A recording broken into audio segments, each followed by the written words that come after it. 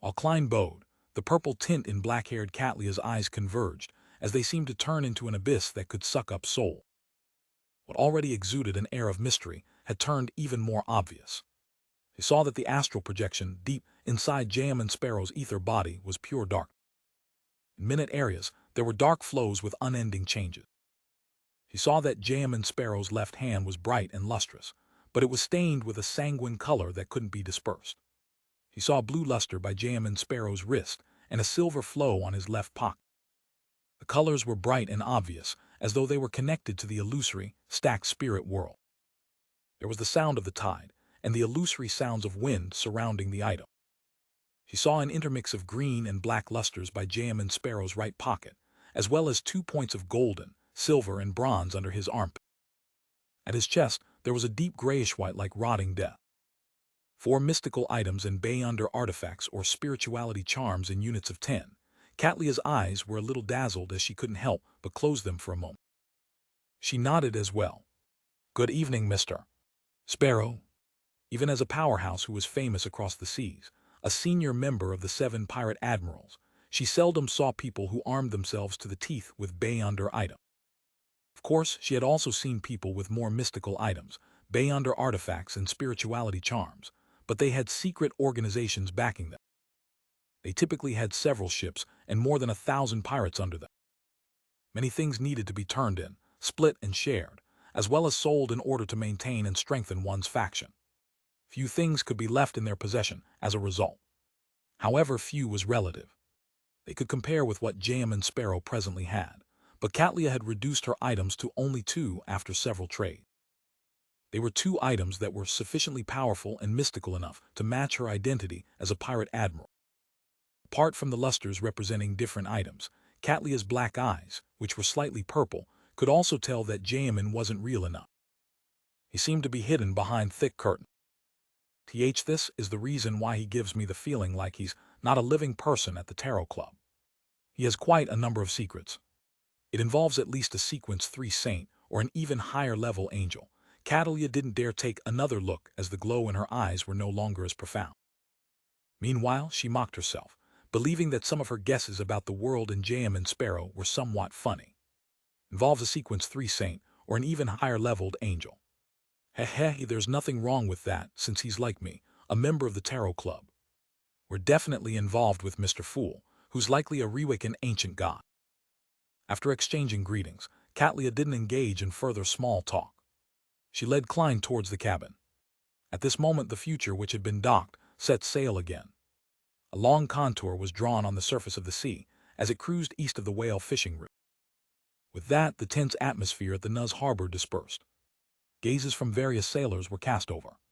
Klein didn't show any signs of pressure as he surveyed the area and said with a tone as though he was back in his own home, "There are fewer people than I expected." Catlia turned her head and glanced at him before answering simply, "East of the whaling route is very dangerous. Only Ludwell heads there frequently as though he's searching for something. Apart from the future, the pirate crew's other ships wouldn't join us. Similarly, a large number of sailors have been placed on the other ships. Only the minimum number needed to guarantee the successful voyage of the ship has been maintained." A very wise choice, Ludwell. That Admiral Hell Ludwell. Mr. Hanged Man mentioned him a long time ago. He said that he was beginning to study Sonia C's eastern end of the navigation. Klein nodded a little without a word. This was J.M. and Sparrow's bearing. He silently observed his surroundings and realized that the deck, the cabin, and spars were covered with mysterious and abstract symbols. As a whole, it looked like a gigantic ritualistic magic ceremony. It's like the Golden Dream.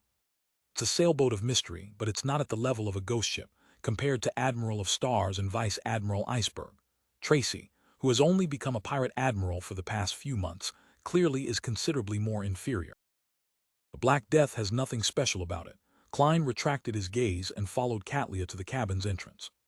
Waiting here was a man in dungarees and a white shirt. He was in his 30s and looked strong and fit. He had thick body hair. As for his forearm, which was exposed outside, it seemed like he was donning a brown sweater. He wore a circular hair with a depression in the middle, as he revealed a smile and stretched out his right hand. The first mate of the future, Frank Lee. "Good evening, Mr. Sparrow." Poison expert Frank Lee, who has a bounty of 7,000 pounds. Klein instantly recognized the man. Considering how Jamin Sparrow didn't have the habit of shaking hands, he bent his back slightly and said, "Good evening." Frank Lee retracted his right hand and glanced at Catley. He said while maintaining his smile, "You seem to know me." "That's right. The picture I took before is on my arrest warrant. Don't mind the poison expert title. I'm a very friendly person, as long as I'm not facing those darn bastards. My greatest hobby is to study soil and figure out crossbreeding techniques. Believe me, this is the future of humanity. But the people from the Church of Mother Earth don't believe him." Catley gave Klein an introduction in the most subtle manner. "He's originally someone from the Church of Mother Earth. Crossbreeding techniques are good. As long as the quantity rises, it will be able to provide for more humans." Raising the poverty line, Klein looked at Frank Lee, and he calmly said courteously and truthfully, "This is something commendable. You are indeed an adventurer who doesn't share the viewpoint of the common man. Excellent, excellent. There are just too few people like you." Frank Lee's blue eyes revealed a clear look of pleasant surprise.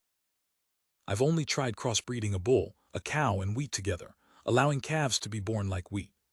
For that, I was almost sent to court by the Church of Mother Earth. My benevolent mother, they don't understand your true will at all. Crossbreeding a bull, a cow, and wheat, you devil."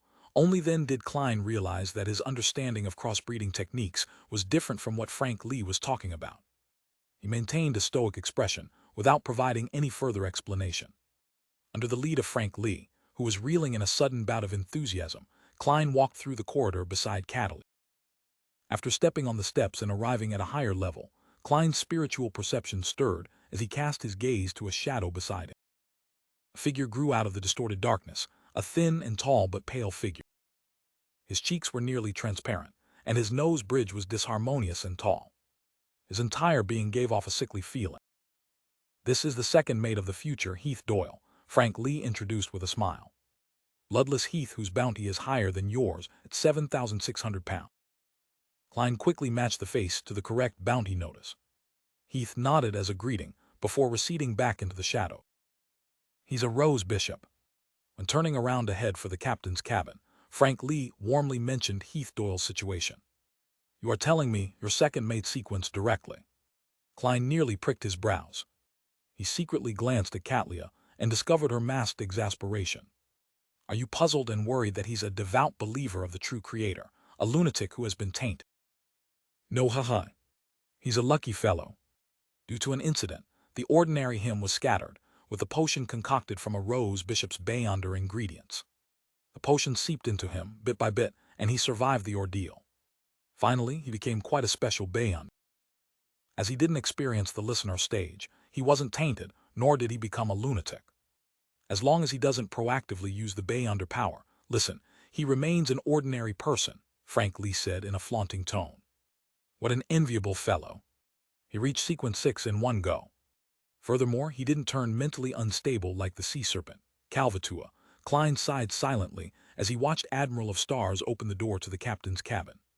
Catley pointed inside. "Your room is diagonally across from here. Frank will send you over. If there's anything, you can come to me directly. You can have your meals at the dining hall at any time. You can also get Frank to send someone to bring food to your room. What you choose is dependent on your preference. Admiral of Stars does things in a very clear and direct manner." "Yes, she's a mature and wise lady," Klein praised inwardly as he replied without a change in expression. "Okay." He took this opportunity to glance at the layout of the captain's cabin, discovering that it contained a bookshelf, a full-body mirror, a table, and a carpet. "She actually reads. Isn't she unable to digest all the information the hidden sage imbues in her?" Klein thought in amusement. At this moment, having seen their conversation come to an end, Frank Lee passionately promoted, "Mr. Sparrow, would you like a serving of roasted potatoes tonight? When you chew it, it's like beef and its taste is like beef, but it's certainly potato." "Will I get sick eating that?" Klein answered coldly. "I don't eat supper." "All right then." Frank Lee drooped his shoulders and was just about to lead Klein to his room. Catley suddenly thought of something and said, "Mr. Sparrow, you've likely hunted quite a number of enemies and have received several spoils of war.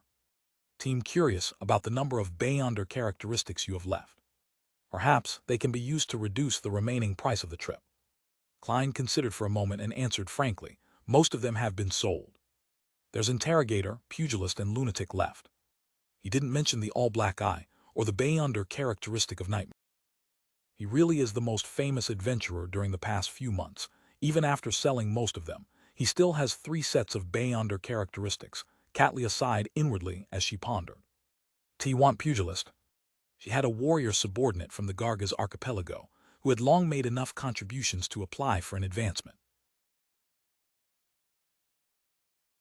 There was no reason for Klein to decline Katlia's request. He thought for 2 seconds and said, £700. Very fair. Katlia didn't haggle. Sequence 8 Beyonder characteristics typically cost £600 to £700, but there was often a premium if someone was in desperate need for it. After all, such items seldom appeared at Beyonder gatherings. Klein didn't immediately complete the transaction. He raised his suitcase and said without a change in expression, I'll give it to you tomorrow. He didn't bring the pugilist Beyonder characteristic with him, as most items of value had been thrown above the gray fog. Katlia wasn't surprised by Jamin Sparrow's response. She nodded. That wouldn't be an issue. She had encountered many similar cases. It usually meant that the pugilist Beyonder characteristic was stored with items which wasn't meant to be known by others. Therefore, it was impossible for Jamin Sparrow to open his suitcase in front of her to complete the transaction on the spot. The crazy adventurer definitely had his secret. Katlia paused for a second before adding, there won't be any surveillance placed in your room. Whatever she could see had already been seen by her. TD's fine. Klein curled the corners of his lips and coldly smiled. His previous considerations was to place down items like Azek's copper whistle and Will Ossipton's paper crane before holding a ritual or going above the gray fog. It was to resist any spying in the sense of mysticism. Then he could use the washroom as a way to avoid physical surveillance. Of course, he wasn't too worried that Admiral of Stars would go overboard. He didn't believe that she was afraid of the crazy adventurer, Jamin Sparrow, but that Katlia had no reason to do so. She definitely had milder and more concealed means of observing. For example, getting the help of a Beyonder from the spectator pathway, Klein took off his hat, bowed, and followed poison expert Frank Lee to return to his own room. Seeing him walk off at an adequate speed, Katlia turned into the captain's cabin, picked up a heavy pair of glasses and wore it. Backland at the Harvest Church south of the bridge. In the eyes of an ordinary person, Bishop Otravsky, whose height was that of a half-giant, put down the Bible in his hand. He prayed once around the hall and smiled. The number of believers is increasing. T.S. That's so. Emlyn White, who was in a brown priest robe, was wiping the candle racks as he said without even looking up. He knew that the number of believers of Mother Earth had indeed increased significantly. It would have been a miracle in the past to have a handful of people be in attendance for praying on weekdays or in the daytime. Now there was often close to 10. Father Otravsky looked down at the busy vampire priest and chuckled. Anyone can tell if they aren't blind. You have contributed greatly to this. If not for your concocting of the medicine and treating the plague, and your willingness and sincerity in teaching people about medicine, our faith wouldn't have been that easily accepted by the residents of this borough. Emlyn held a cloth and straightened his back. He tipped his chin slightly. T was only acting. What do you mean by our faith? Don't lump me with you. Emlyn's expression twisted before he said with a smile, speaking of the blind, it reminds me of a joke.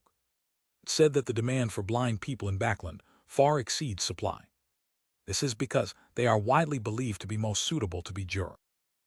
Father Otravsky ignored the joke and benevolently said, regardless of the goal, you have contributed greatly to the spread of the faith of Mother Earth. Besides, this also proves that you have a kind heart. Puy, I said so back then, but why didn't you believe me? Emlyn looked up at the priest's massive body before retracting his gaze in silence. After busying himself at the cathedral, he changed into his normal clothes and wore a silk top hat that sheltered him from the sun. He then walked onto Rose Street. He stealthily sized up his surroundings and didn't notice any signs of monitoring. The red glove named Leonard from before really hasn't appeared again. I thought my act of exposing his secrets and buying tinder would result in me being constantly investigated in secret. Emlyn White shook his head indiscernibly as he felt puzzled. In the earliest stages, He had planned on taking in the hanged man's theory to incur the investigations of the Red Gloves so as to disrupt the monitoring from the upper echelons of the Sanguine. He could then achieve a perfect equilibrium by using the Church of Mother Earth's blessed at Ravsky. But things didn't develop as he had expected. Leonard Mitchell had apparently left Backland very quickly. At the end of February, Emlyn had made a detour to 7 Pinster Street while he was out once, only to discover that it was uninhabited. Without thinking about this matter any further, he walked to the end of the street, got onto a rental carriage and headed straight for the Odora Villa. He was left to a study on the first floor by an attendant where he saw many Sanguine who had recently come of age. Among them was a Sanguine who had already become a baron. "I'm not the only one," he thought before closing the door.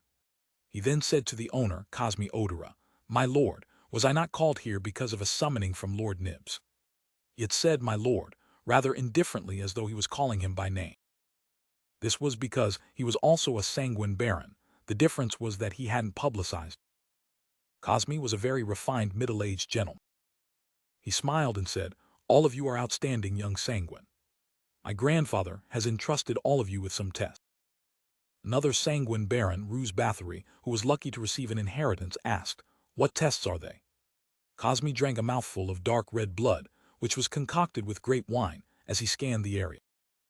"Perhaps you might not know, but the Snake of Fate from the Life School of Thought has disappeared for quite some time." As Emlyn White and the other Sanguine looked puzzled, Cosme continued, "But I believe all of you should know that the Life School of Thought is a coalition which was barely formed thanks to their belief in fate. They allied under the massive pressure placed by the 7 Orthodox churches in the beginning of the 5th epoch, and are formed by Bayonders who think of themselves as absolutely rational and aloof, those that worship the primordial moon, and those that seek the essence of life and spirituality. Due to the existence of the Snake of Fate, there hadn't been many serious problems internally. Their worship of the primordial moon was ultimately restricted to a fixed symbolic meaning. Furthermore, the process of formula exchange was melded with a master-apprentice heritage system. Unfortunately, with the disappearance of the Snake of Fate, this process has been disrupted. The primordial moon's believers rapidly turned passionate, producing a fracture in the faction that represents fate. Intense conflict ensued as a result. This matter was used by the Rose School of Thought. It dealt quite a sizable amount of damage to them. Emlyn White, Ruse Bathory, and other Sanguine remained perplexed.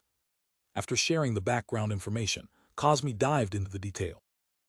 "Worshippers of the primordial moon are our eternal enemies. They have always been hunting us, concocting us into potions to achieve strength. Now, we will not let go of such an opportunity. Here's a list of primordial moon worshippers and their situation. Whoever finds them and kills them will be the victor of this test.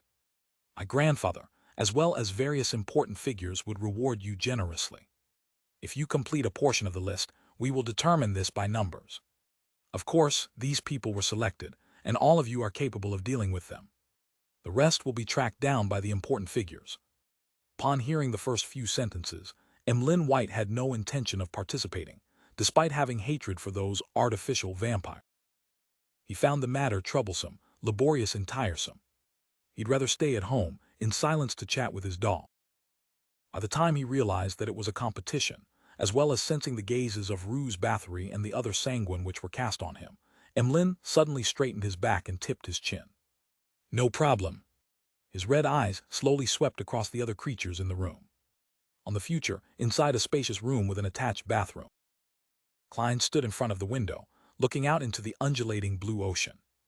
In a good mood, he breathed in the cold winds that came from the north.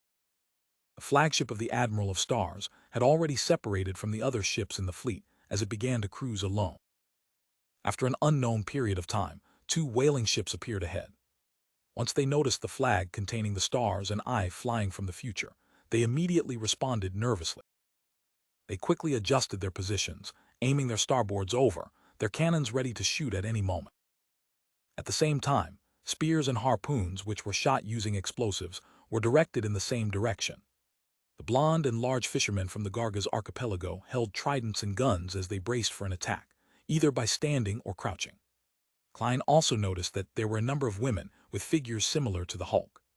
It was obvious at a glance that they were heavy and good at fighting. The future didn't mind their welcome. It continued cruising past them, heading deeper into the whaling route. After cruising for a while, Klein saw more pirate ships ahead. They were clustered around the sea route's periphery, their motives unknown. The future came close, without standing on ceremony. Immediately, the pirate ships reacted like startled birds as they quickly retreated. Sensing the future slowing down, Klein left his room in puzzlement. Just as he approached the captain's cabin, he discovered Katlia walking out. This woman wore a thick pair of glasses on her nose bridge, hiding her mysterious purple eye. She glanced at Klein and said succinctly, "Someone discovered a ruin which is said to be from the fourth epoch at the bottom of the sea in the waters around here. We plan on taking a look while on the way." Bottom of the sea. Ruin from the fourth epoch. Klein instantly recalled the rumor he had heard from the Lurtle bar. So this piece of news has already spread. I was wondering why I got to learn it so easily, he said inwardly in enlightenment. Klein had a certain degree of curiosity towards the outcome of the exploration. He didn't ask further as he walked past the captain's cabin and walked down the stairwell. After a few seconds, he felt his throat itch. He couldn't help but raise his fist to his mouth and cough. Klein wasn't surprised by such a development, as it was inevitable. He had carried the biological poison bottle for more than 2 hours last night.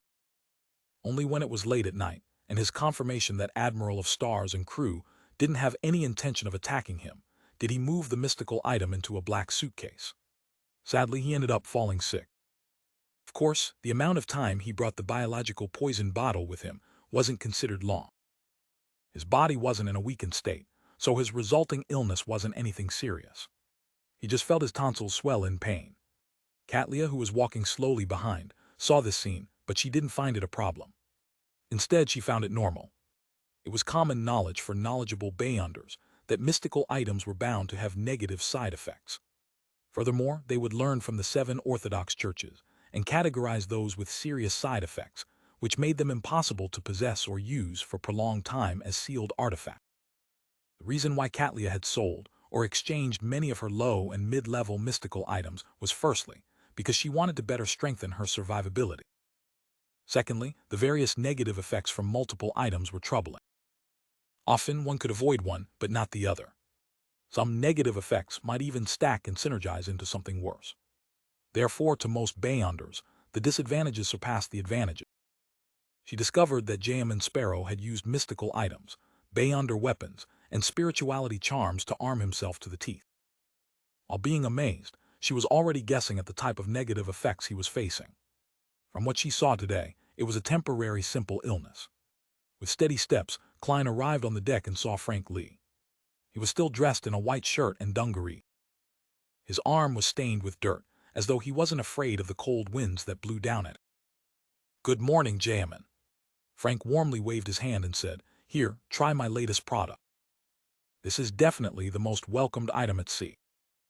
As he said, he raised his other hand. And it was a wide and fat fish of an unknown breed. "No, I don't want to know what monster you have cooked up this time." Klein paused in his footsteps as he looked at him with a cold expression. Frank Lee didn't discover any problems with his attitude. He pulled out a dagger from his waist and stabbed the fish before slicing a hole open. Blood flowed out and accurately landed in a large beer cup on the deck. It didn't emit any fishy smell. "Smell that. It's such an intoxicating alcoholic fragrance."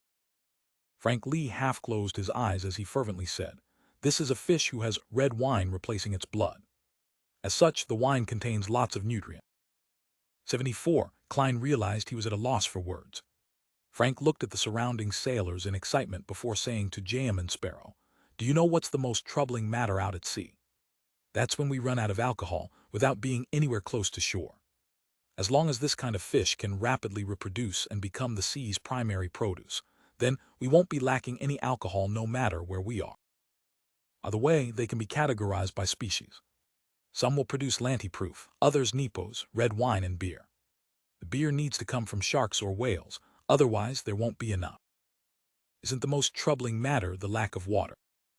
Of course, all of you can use beer to replace water most of the time because it doesn't easily spoil. Those poor fishes." Klein was pondering over response to Frank when Katlia came on deck. She walked past him and questioned her first mate. "Is Nina done with her preparation?" Yes, she has already finished a bottle of Nepo. Frank pointed at a shadow formed by the sail.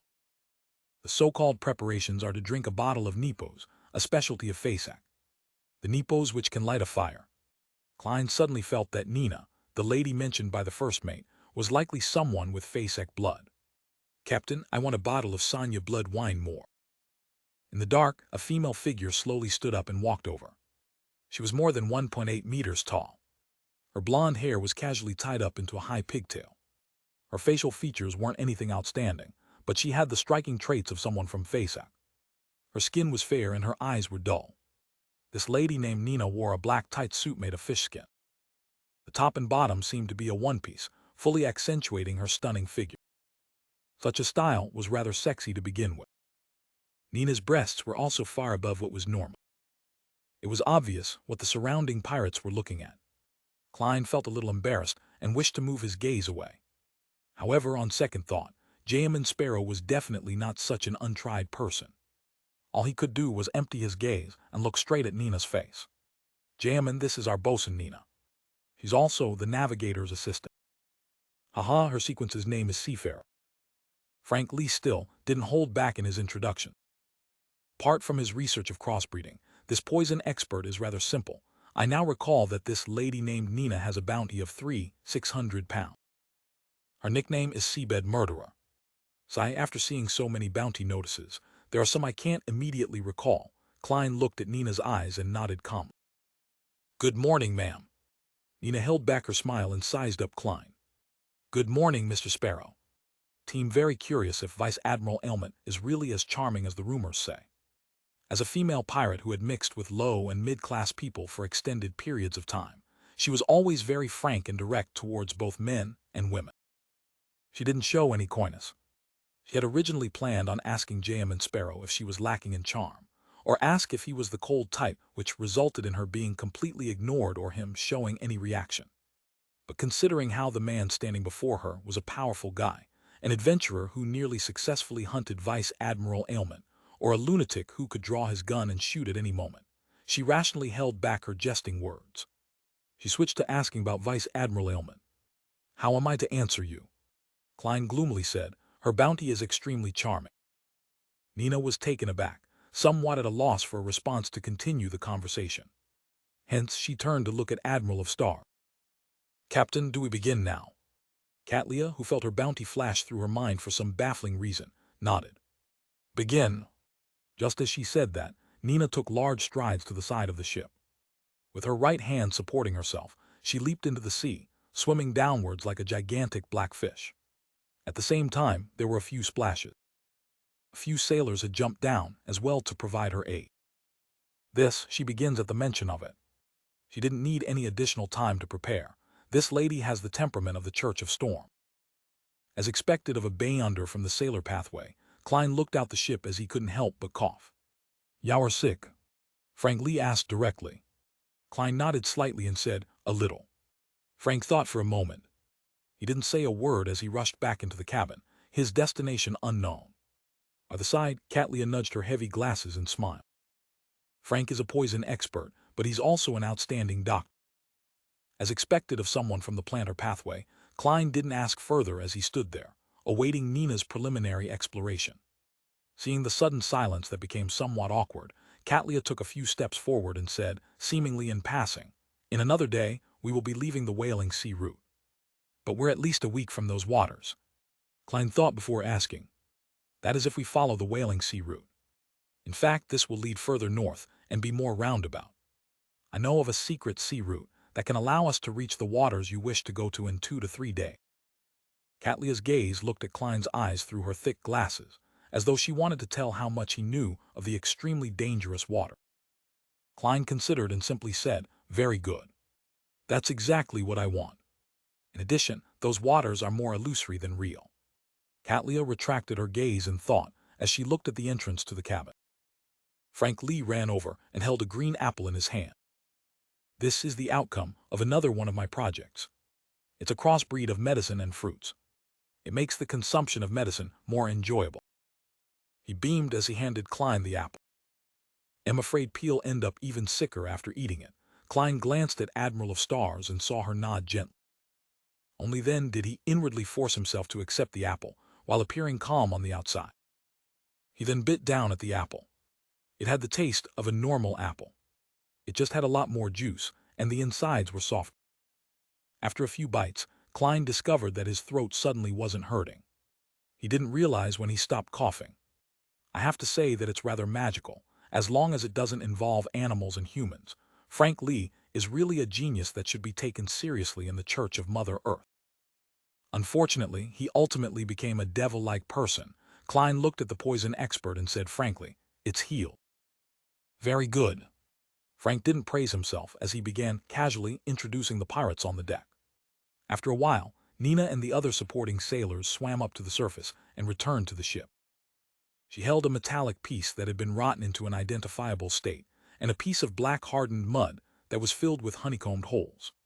She grumbled to Katlia, "Captain, there's no deep-sea well. That well's mouth isn't even bigger than my breasts. Of course it's very deep and dark. It's unknown what's hidden in it." She gestured using her hands. Exaggeration is a common trait of pirates and adventurers. Katlia nodded without using the term bragging. The diameter of the well's mouth is that small. Klein puzzledly looked at the item in Nina's hand, as he politely diverted his gaze from her body, which had streams of water flowing down. Katlia's gaze moved in sync with his as she said, "Go into the details." Humans can't pass. Nina was a pirate who had risen up the ranks. Often she might be easily irritated, but she was very experienced at handling matters. She was a rather reliable person. After some thought, she gave a description in a serious manner. "The well's mouth is at a rather deep depth along the seabed. I need enough time to adjust myself before I can acclimatize to the temperature and pressure of the area. That's why I took so much time to get there. TT isn't easily discovered, but the remnant iron buildings are indeed rather obvious. I found them once I got acclimatized. They've already completely collapsed or rotted. There's no way to imagine what they originally looked like. However, I could tell that they definitely spanned across a great distance in the past. It's just shrunken by a great deal now." When Nina said this, she chuckled and scanned all the men around her. A real female pirate is indeed different, Klein sighed from the bottom of his heart. From his point of view, be it Admiral of Stars Katlia, Vice Admiral Iceberg Edwina, or Vice Admiral Ailment Tracy, none of them could be considered a pure female pirate. All of them hailed from major factions or secret organizations. When they were low-sequence bayonders, they were either not at sea, or they were following important figures, so what they did were relatively safe matters. Otherwise, they were independent adventurers, who had never been tainted by the characters and atmosphere of low or mid-level pirates. After Nina finished laughing, Katlia pointed her finger to the rusted item that could hardly be described as a metal beam. "This is a portion of the iron building." "Yes, Captain. As you know, I don't know much about history or mysticism. I could only bring some back for your inspection." "You're an expert on this." Nina smiled as she handed the metal beam over. Then she pointed at the black piece of hardened mud, which was filled with holes on its surface. "Not far from the iron ruins, I found a well. It's not very big. If it's to be described with the word huge, then I've definitely seen plenty of huge cannons. Those drunken adventurers are better at bragging than us pirates. This is the mud from the inner layer of the well. I can't imagine how such patterns could be formed." Nina's finger repeatedly struck the honeycomb dots on the black mud. Klein originally believed that they were marks left behind by dense shots with very tiny projectiles, but after a careful inspection, he suspected that they were remnant patterns after something had rotted. Each spot was very shallow as its edges spread outwards in an irregular pattern. Nina handed the black mud to Katlia as she continued describing. "The well's mouth is really small. Even a child from Nuz wouldn't be able to enter. It's very deep. I even felt that it was bottomless. In that environment, the interior was completely dark as though something was slowly summoning me. Yes, slowly. T found a few rocks nearby and threw them in, but there wasn't any response. In short, it's filled with water." Katlia held up the metallic beam and black mud. Through the thick glasses, she observed them seriously. "Since the mouth is very small and humans can't enter them, there's no need for us to begin the exploration immediately. It will be very dangerous.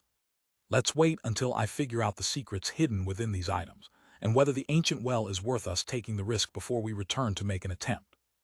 Aye, aye, Captain. The wet Nina was trembling as a result of the cold winds. The way she wavered made all the surrounding pirates stare straight at her. Catlia nudged her glasses and said to Nina, "You can drink a bottle of Sonya blood wine.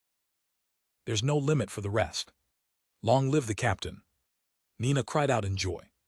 An underwater well that humans can't enter. Klein, who had no desire to explore it, summarized Nina's description. Suddenly, he had a strange idea. Humans are unable to enter the well, but that doesn't mean that non-humans can't do it. Many deep-sea fishes aren't necessarily that huge. There's a significant chance that they can pass through the well. As the sea god, he had the means to make marine creatures do his bidding while wielding the scepter. There's no rush. Let's see if Ma'am Hermit is able to figure out anything from these two objects. I'll consider whether I'll explore it on the return trip. Otherwise, I might attract some exaggerated danger. There's still not enough information regarding this. There's no way to do any divination. As his thoughts wandered, Klein's expression remained deadpan. At that moment, Catlia shot him a glance out of curiosity. Then she retracted her gaze without leaving any traces. Why did she suddenly look at me? She was seeing what I was doing. It's impossible for her to know that I possess the sea god scepter and can make marine creatures do my bidding. That's not right. She knows, but she only knows that Mr. Fool wields Calvatua's godhood scepter, not the world, unless she has figured out that the world is the fool, but that's even more impossible. Even Mr. Hanged Man is still stuck at the concept that the world is a blessed.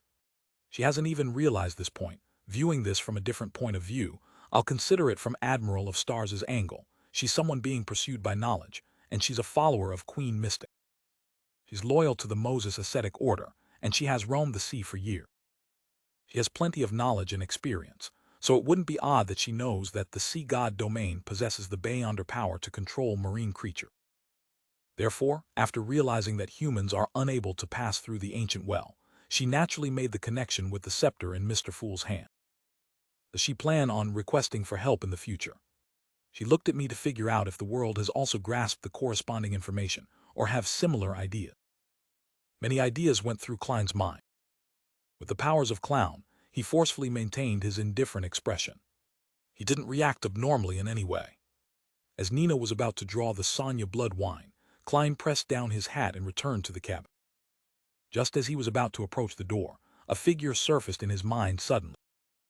In a room in the cabin's upper level, the windows were tightly shut and the curtains were drawn.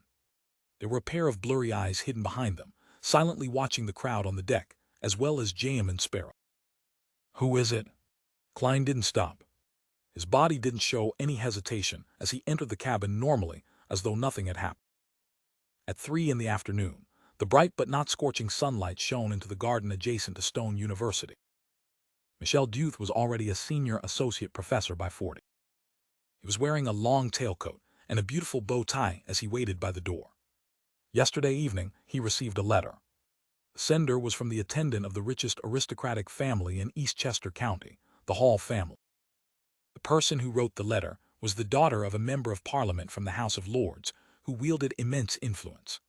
She was Miss Audrey Hall, who was deemed to be the most stunning gem in Backland.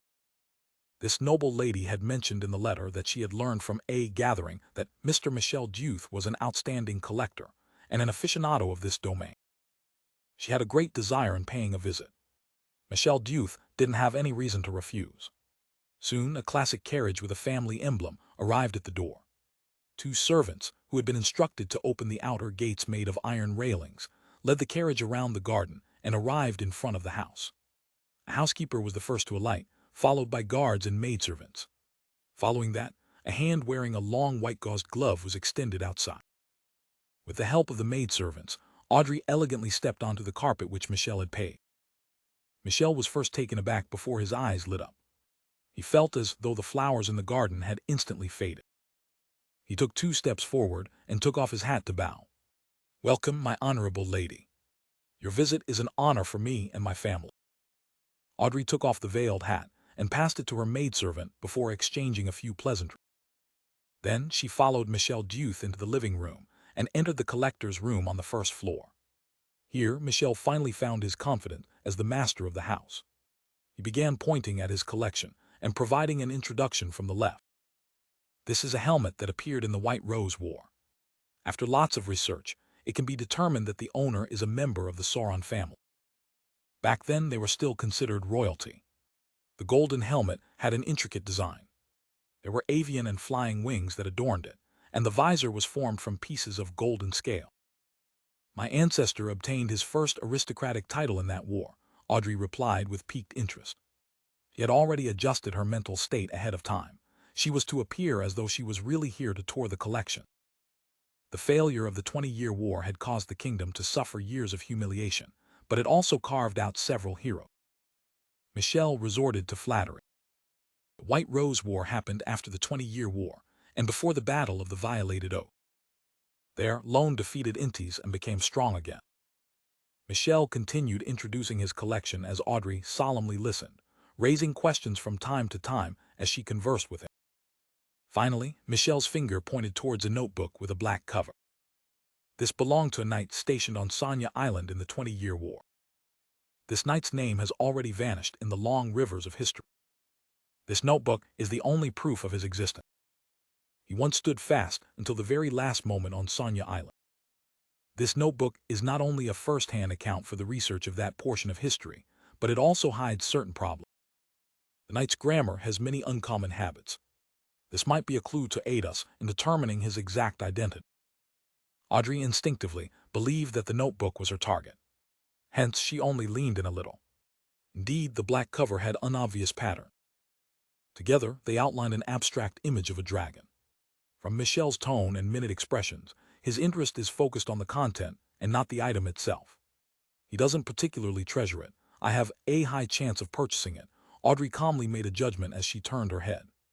She then smiled at Michelle Duth and said, "What are the uncommon habits exactly?" "Enjoys using short sentences, very simple and short ones," Michelle described in a flaunting tone. Audrey was always a good listener. She looked at him with a smile as she listened with focused attention. This made Michelle speak more. As she listened, she suddenly felt that the knight's grammatical habits were somewhat familiar. That is, Audrey's eyes darted around slightly as she quickly remembered the source of the familiarity. This was a grammatical habit of Dragonese, which she had diligently mastered.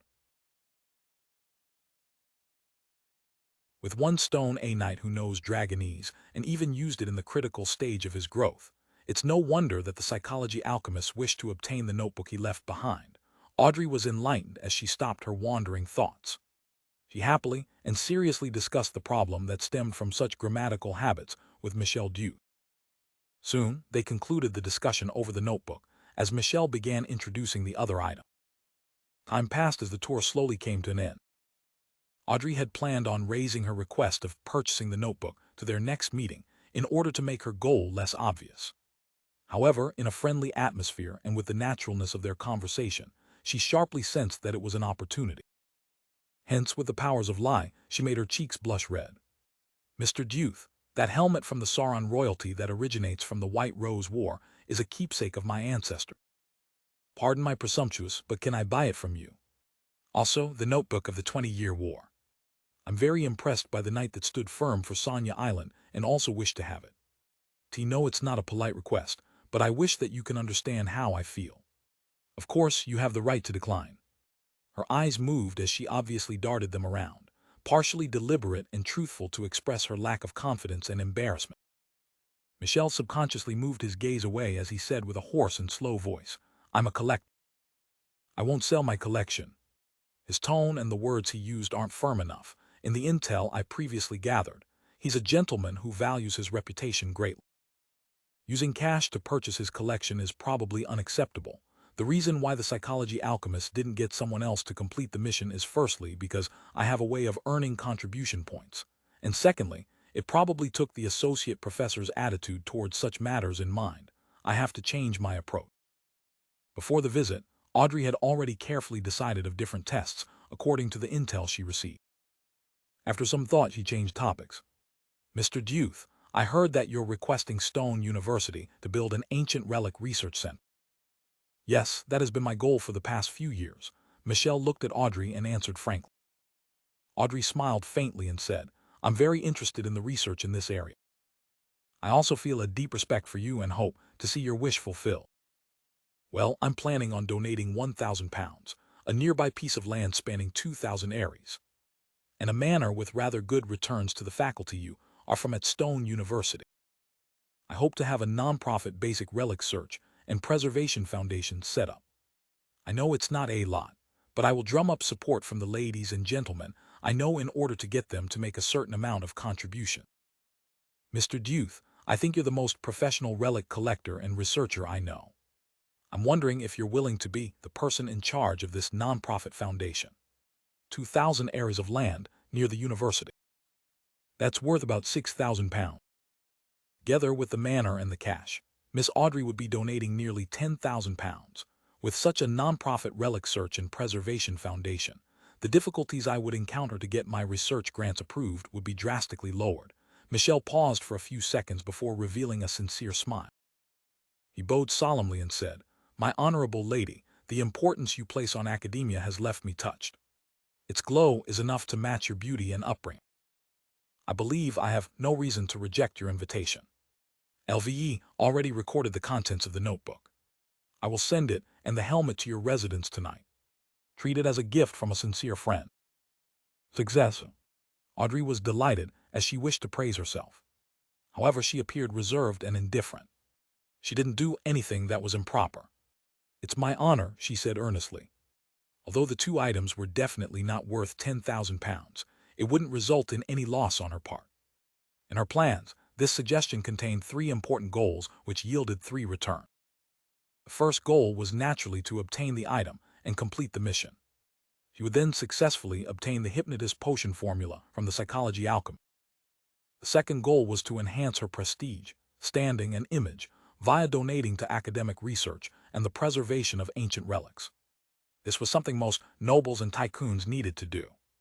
Even if the donation wasn't today, Audrey would have to donate 3,000 pounds or more to the various charitable organizations. Therefore, she believed that her father, Earl Hall, wouldn't stop her from doing this with a few of her properties.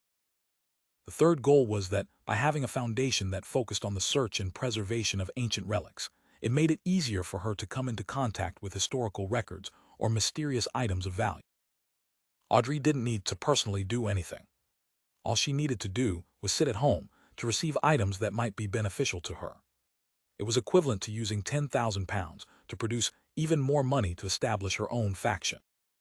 Of course, if Michel Duth hadn't accepted this exchange, then she had other plans. The kingdom's higher education commission had someone from the Hall family, as well as noble friends she knew. As long as the associate professor had anything he needed, she was certain that she had the means to satisfy him. However, Audrey didn't like such methods. She had a nagging feeling that it was shady and would harm the public interest. After discussing the matter, Audrey stayed for a little longer and chatted idly for about 15 minutes. It made the wrapping up process not as sharp and abrupt. Following that, she first left Michelle's house and rode her carriage back to the Hall family's villa in Stone City. Past 8 in the evening, she received the Sauron royalty's helmet and the notebook from the 20-Year War. Audrey wore a pair of white silk gloves and sat before her desk with piqued interest.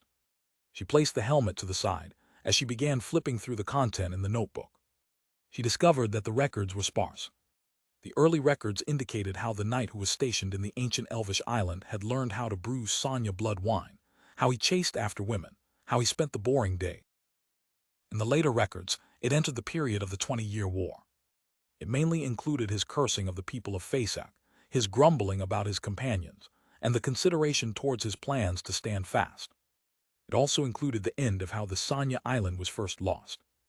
Apart from the grammatical habits being similar to Dragonese, there aren't any serious problems. Nor can I find any hidden clues. Audrey frowned as she closed the notebook. She had used methods derived from mysticism to do her checks, but they were to no avail. This made her unwilling to waste time, as she planned to turn it in to the psychology alchemist. As her thoughts raced, she suddenly had a new idea. Mr. World and Mr. Hanged Man will often consider problems from different angles to provide suggestions. Should I learn from them?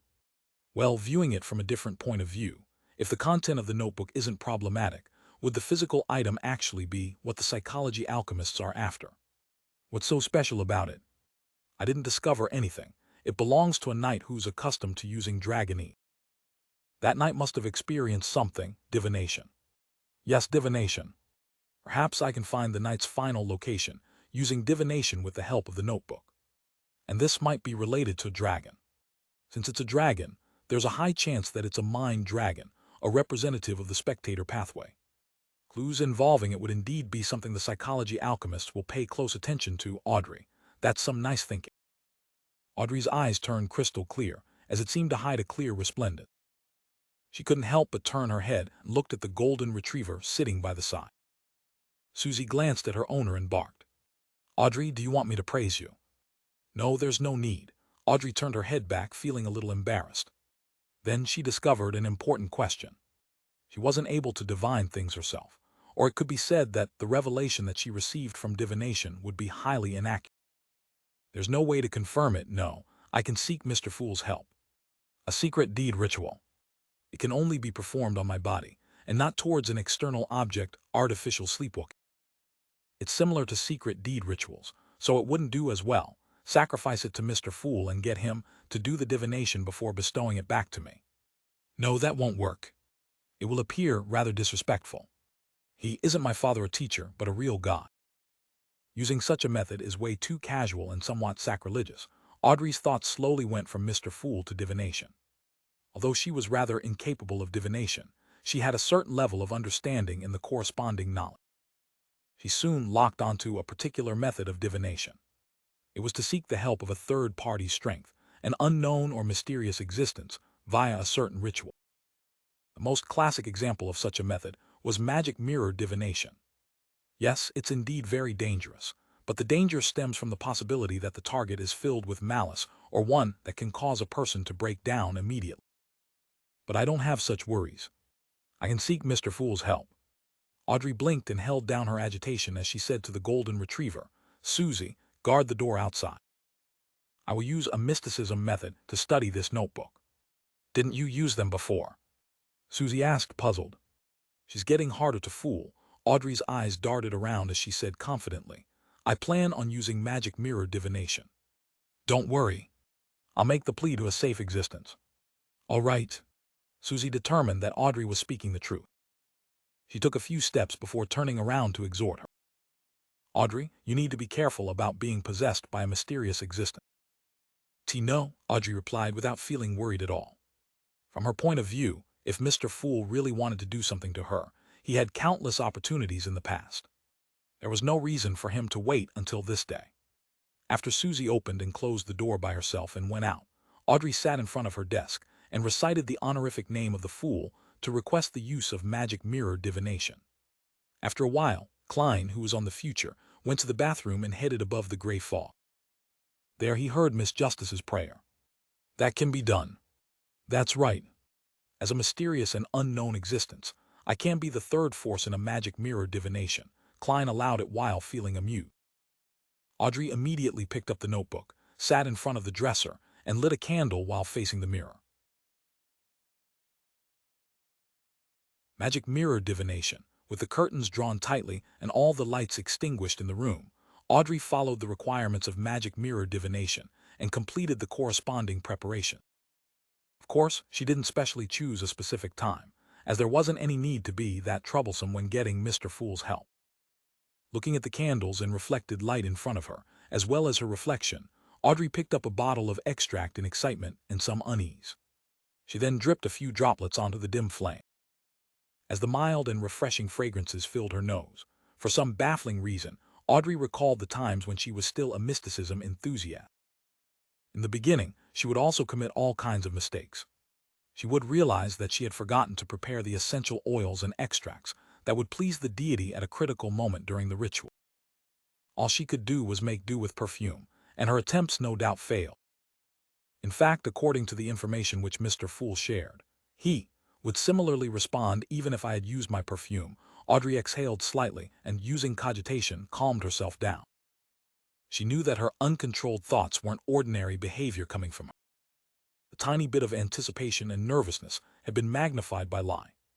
After making sure she was in an optimal state of mind, Audrey clasped her hands and pressed them to her mouth and nose as if in prayer. She sincerely chanted softly, the fool that doesn't belong to this era. The mysterious ruler above the gray fog.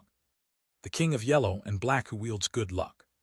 The secret incantation, gently echoed 7 times, as Audrey felt the surrounding darkness, had the inclusion of something which was somewhat indescribable. It was like an undercurrent hidden beneath the water surface.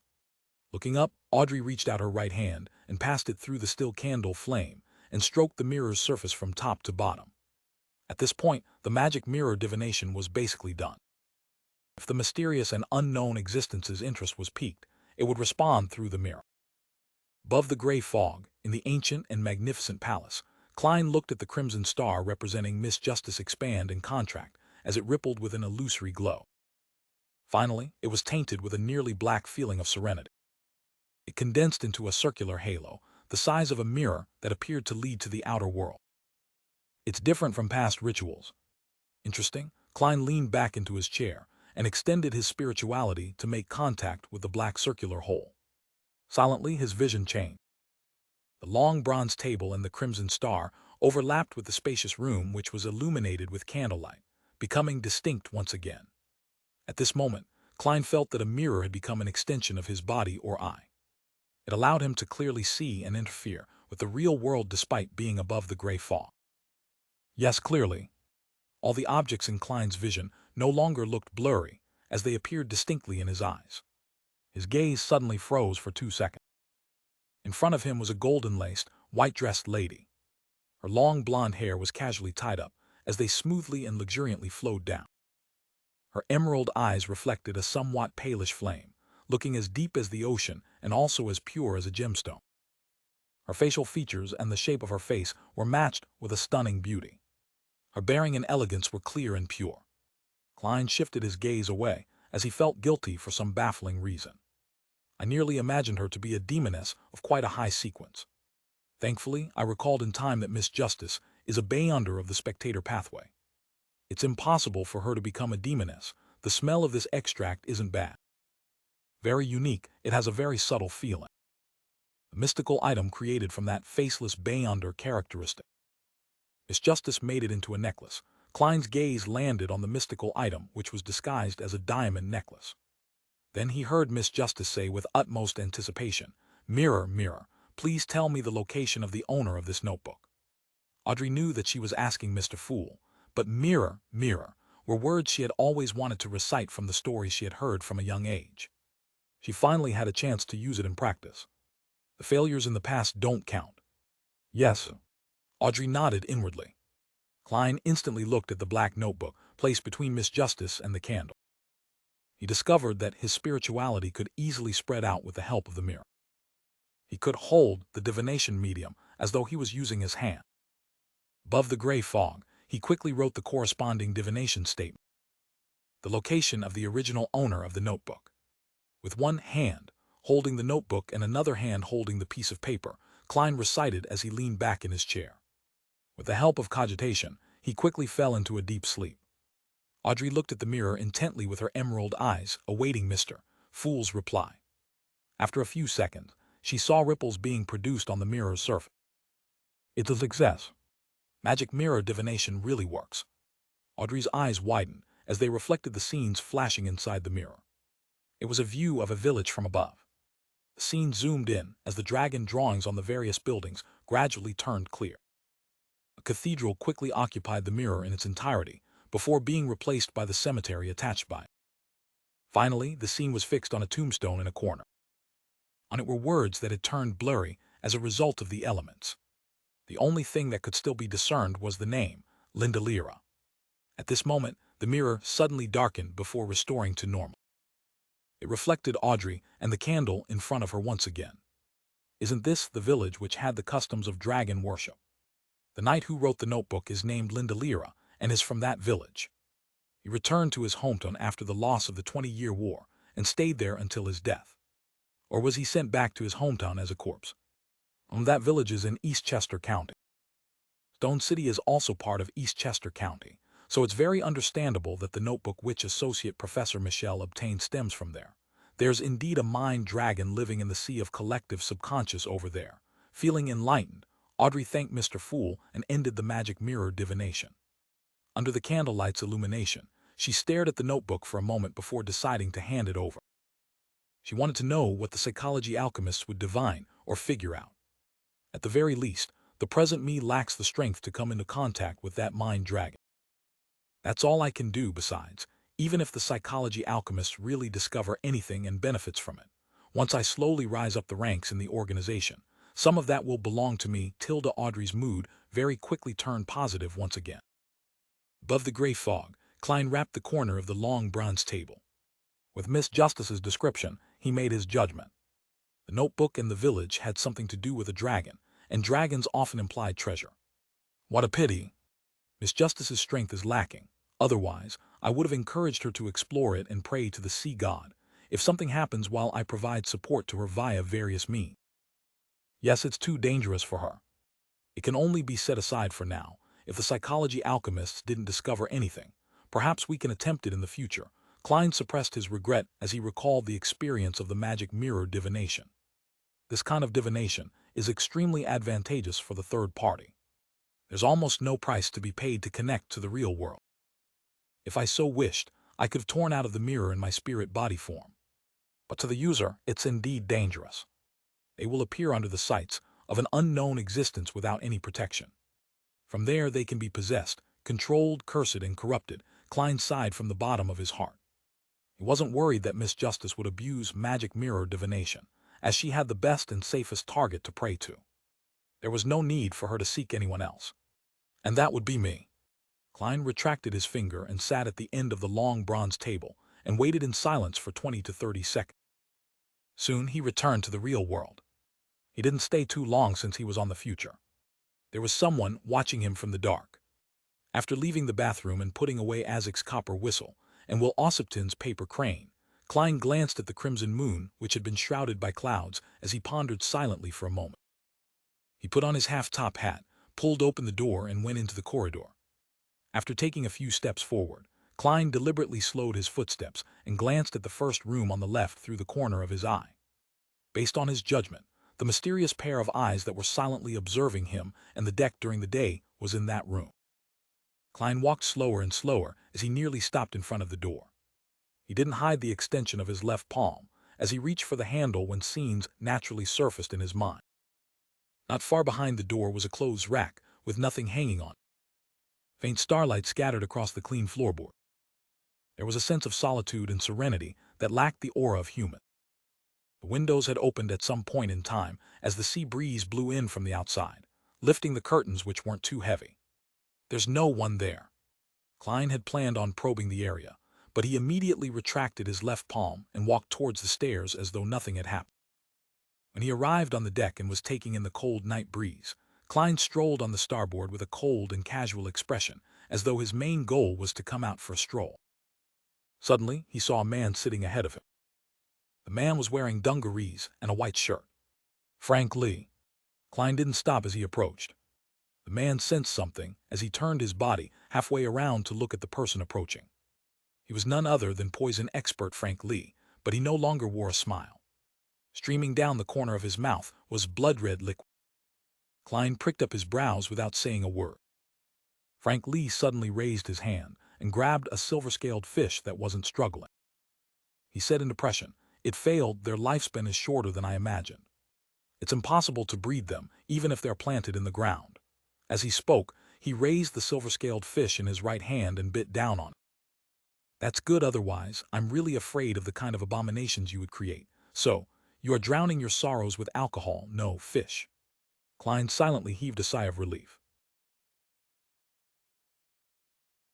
Klein couldn't go against his own wishes to console Frank Lee, nor could he bring himself to tell Frank Lee that not being able to breed red wine fish was a good thing. All he could do was pretend that this was a trivial problem and not provide a response. He walked 2 steps diagonally and circled around the starboard before looking far into the undulating sea. By then the clouds high in the sky had thinned. The crimson moon's moonlight brightened up the rather dark night. In such an environment, Klein could see the nearby scenery. There were dark clouds that hung low, and he discovered a hurricane swishing back and forth, encompassing an unknown swath of sea.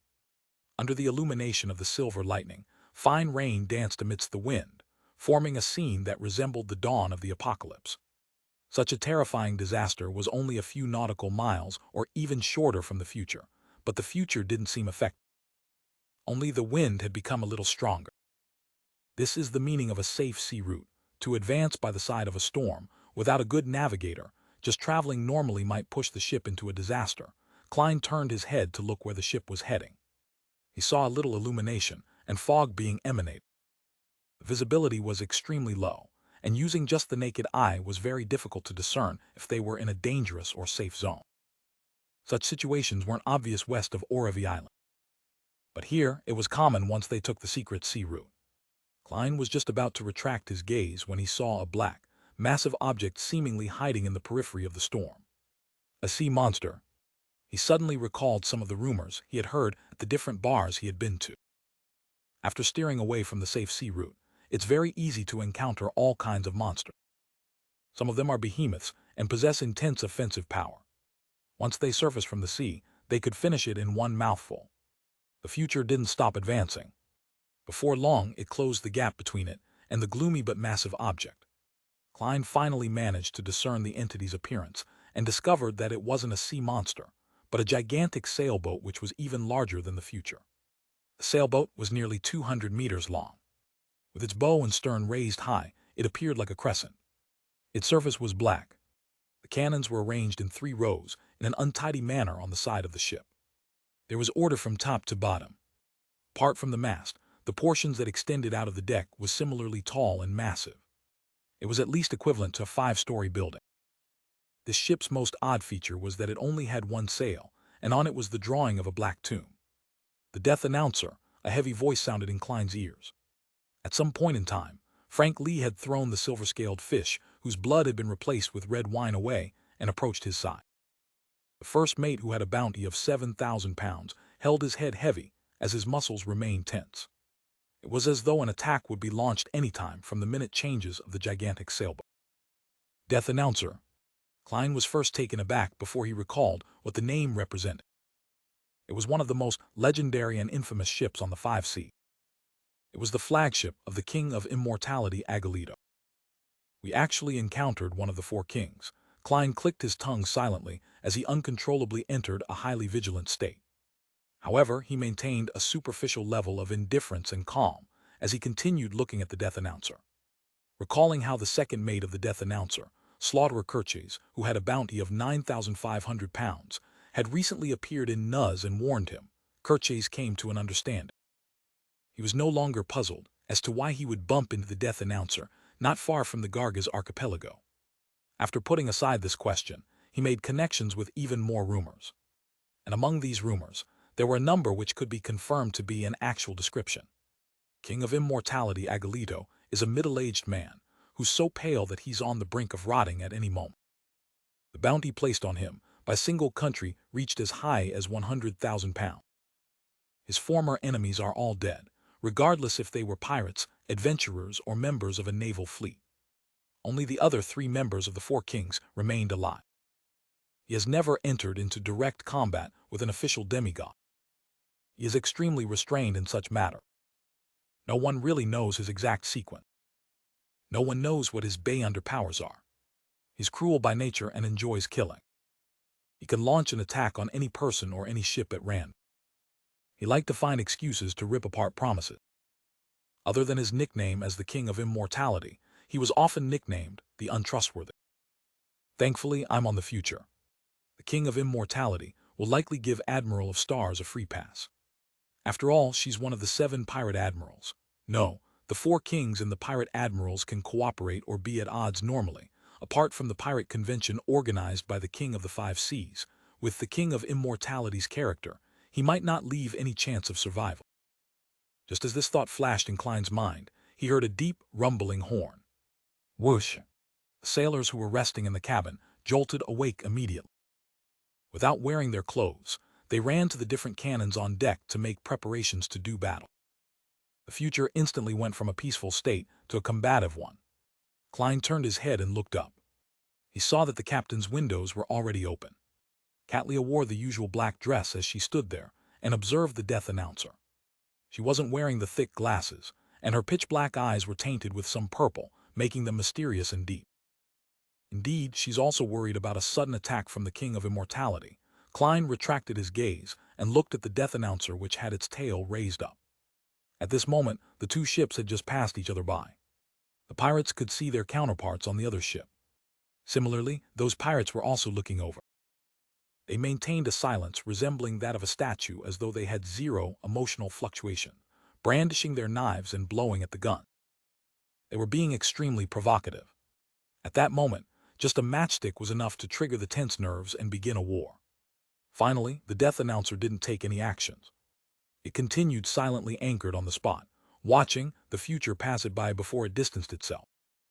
Few at Klein's side, Frank Lee didn't conceal his exhalation. He produced a smile and said to Klein, "Heh heh, there has always been many rumors about the King of Immortality's strength. Others say that he's really a demigod, while others say that he's only a sequence 5. He's able to reach the level of a sequence 4, thanks to the death announcer. But regardless, he has lived long enough. Tell me, do you think crossbreeding him and my fishes would enhance their survivability?" Frank suddenly had an idea. "First, you need to capture the King of Immortality. Otherwise, make him interested in your fish," Klein lampooned before calmly saying, "You can discuss it with him." Frank Lee was taken aback as he sighed, depressed. "He won't agree to it. He will plant me into the soil." Just as he said that, the death announcer, which had opened a gap with the future, suddenly turned its sail. A shrill laughter, which was filled with malice, sounded from several hundred meters away as it blanketed the future. "Halata! Halata!" The laughter resounded constantly. It switched from being hoarse to chaotic, sounding like ravings or singing at times. The sailors on deck fell to the ground one after another as they tried hard to cover their ears, but all they could do was struggle in pain. A number of Beyonders began to produce fish scales on their body. Klein was similarly affected. He felt that his brain was instantly injected with all kinds of thoughts. There were the good, the bad, the bright, and the dark. They were abnormally disordered as they combined with the constantly changing laughter to produce a swelling feeling that could burst one's brain. Klein's facial expression distorted slightly as inconspicuous flesh tendrils began to start wriggling under his skin. If he hadn't experienced the true creator's ravings and Mr. Door's cry for help, or suffer similar torment when he passed the gray fog each time, giving him a certain level of resistance, Klein would definitely be like poison expert Frank Lee, pressing his head, kneeling down with a ferocious expression to resist the pain brought from the terrifying laughter. Klein noticed that some short orange hair was growing from Frank's face, making him seem to transform into a bear. At that moment, the symbols and magical labels on the future's walls, deck, and mast lit up. They became like a resplendent sea of stars in a moonless night.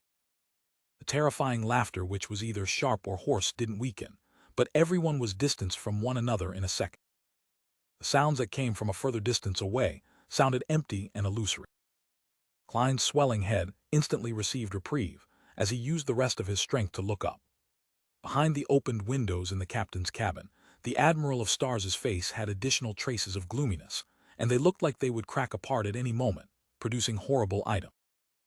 At that moment, Catlia's palms pressed down on the windowsill as bits of starlight swirled around her, seemingly matching the future which was on the resplendent sea. Whoosh! Squall stirred for no reason as the ship began its own adjustment. Despite the future having so many of its sailors down, it sped up instead of slowing down. It quickly opened up a gap from the death announcer. Klein looked at the room with the mysterious pair of eyes that observed the deck, and he discovered that the windows were rattling from the strong winds without any signs of abnormality. Whoosh! Midst the strong winds, starlight descended to form a swath of floating ice as they dragged the future into a rapid flight. Finally, the death announcer vanished behind it. The terrifying laughter, which could make a person lose control or go mad, turned more illusory and distant. Frank Lee lowered his hands and panted before barely recovering.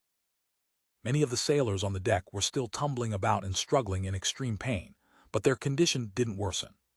This ability of the King of Immortality is truly impressive. There's almost no way to defend against it. It's no wonder he's one of the 4 kings. Klein frowned slightly as he sighed. Although he was experienced and rather knowledgeable, this was the first time he was being directly attacked by a demigod in the true sense of the word. He discovered that even Agalito, who was ranked last among the 4 kings, similarly made him feel weak, as though it was impossible to resist. With Aguilito's character, will he make the death announcer pursue us? Although there's a high chance he would wait for Slaughterer Kirches to return, that possibility cannot be excluded if he chases up. I'll pray to myself and use the sea god scepter to give him a maelstrom and a thunderstorm to wipe him out. After making the decision, he once again looked at Catly. The pirate admiral's expression was already ghastly pale. However, there were no longer any signs of darkness. The starlight that twirled around her slowly extinguished one after another. Following the complete disappearance of the surrounding astral glow, Catalia lowered her head and said to Frank Lee, who was slowly recovering, "Let them calm down." She was referring to the sailors who were still struggling in pain. Just as she said that, Catalia shrunk her body back as the windows closed. At that instant, Klein vaguely saw a green vine grow upwards, covering the Admiral of Stars in layers. As he didn't sense any danger or wickedness, he intuitively believed that it was a method in mysticism, which Ma'am Hermit used to treat her injuries and recover her energy. A power of her Beyonder pathway. Or is it from some mystical item she possesses? She began treatment without any worry and allowed Frank to deal with the chaos on the ship. She's not afraid that the death announcer would be able to chase up to us. How far did the future fly in that last pounce? Klein no longer held his neck up as he turned to look at Frank Lee. This first mate, who was both a poison expert and a capable doctor, had already retrieved a coiled soft tube from the pocket of his dungarees. It was connected to a small glass bottle, and on the other side was an embedded thin and sharp needle. "A sedative I concocted," Frank Lee said with a forced smile while still having pangs of fear. "I bought something similar before." They were all given to Zombie Merrick. Klein surveyed the area and said, "This might not be enough." "No, it's not for them. I need a helper." They will receive the help of beer, which comes with a sedative effect. Haha, they're often rowdy once they're drunk, so I've added the necessary elements in most of the alcohol buckets, Frank explained in passing. Spiking their drinks without any notice, Klein nearly twitched the corner of his mouth. At that moment, he had a deep appreciation for the aptness of the nickname Poison Expert. Simply because he found the pirates rowdy when drunk, Frank had added a modified sedative to most of the alcoholic beverages without any sense of guilt or shame.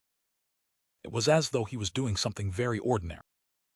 This fellow is a really straight and warm person in certain aspects, but in other aspects, he's more terrifying than a devil.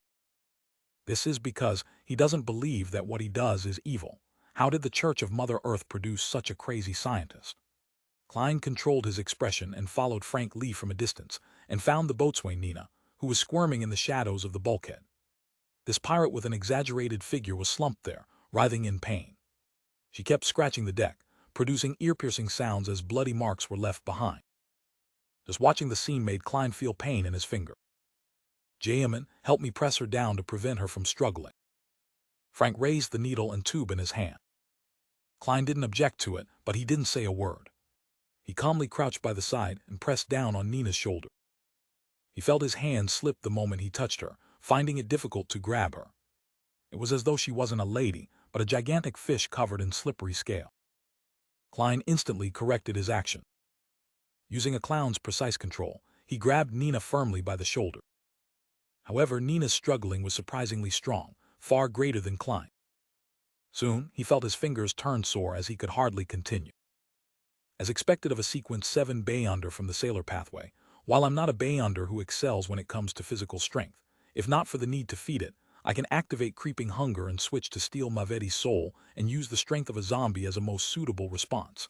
As these thoughts ran through his mind, Klein saw Frank approach, crouch down, and press his knee onto Nina's back. His muscles bulged as he quickly stopped Nina's struggling. A Beyonder from the plantar pathway has quite a lot of physical strength as well, however. Mr. Frank Lee, it's probably difficult for you to get a girlfriend if you use such crude manners against a lady, of course. You definitely don't mind. You could totally let your child grow from the soil, Klein lampooned as he watched Frank Lee inject the needle into the back of Nina's hand.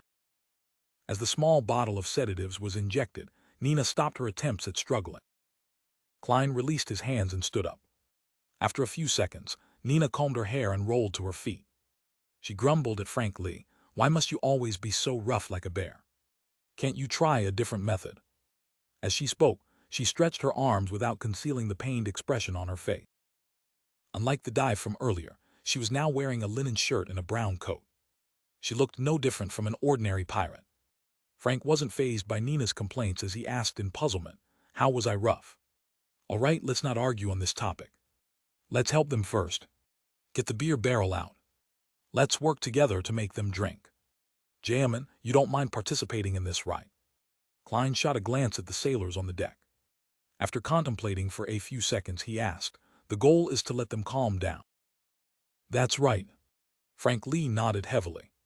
"Can I just knock them unconscious?" Klein asked calmly. "This has almost the same effects as a sedative beer, and it's more efficient," he added inwardly.